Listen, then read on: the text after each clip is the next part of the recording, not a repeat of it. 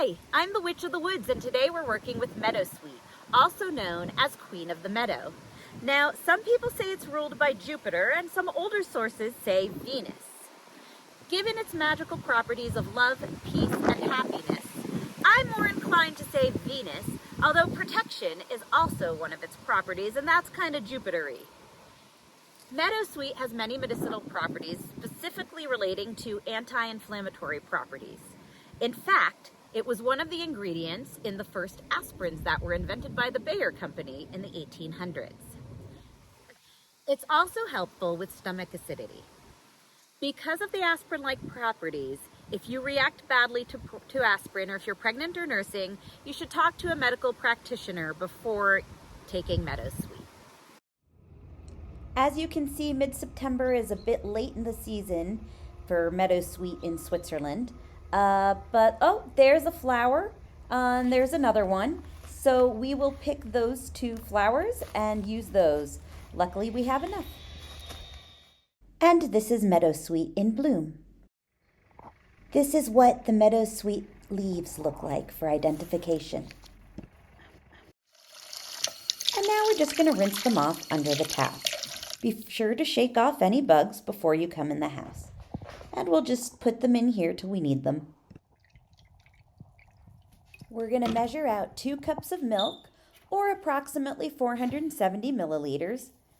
And then we're just going to plop in our flowers to soak for a bit. In the pot, you'll have whisked together a 1/4 cup of sugar, 3 tablespoons of cornstarch, and a pinch of salt. Now, you'll want to add your milk mixture before you turn it on, whisking all the time so you don't get clumps. The trick to not getting clumps is to cook it at a temperature that's medium to low. If you cook it too high, you'll get clumps. So I'm just tasting it to make sure that the Meadowsweet flavor comes through.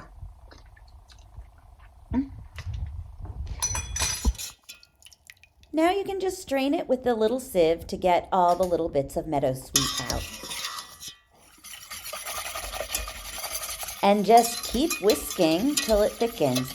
Stir, stir, stir so you don't get clumps. And also it likes to burn at the bottom, so make sure you scrape the bottom of that pan. You'll know it's ready when it's thick and puddingy, and it coats the back of a wooden spoon. And now we're just going to fill up those ramekins. I always put out extra ramekins just to be on the safe side, but here you really only need 4 of these small ones. You can use a spatula to get out every last bit. I'm placing saran wrap directly on the surface of the cream to prevent a skin from forming, which would make it lumpy. Place them in the fridge, and just before serving, take the plastic wrap off. Now we're going to dump some sugar on that we can burn for our crème brulée. And time to get the blowtorch out.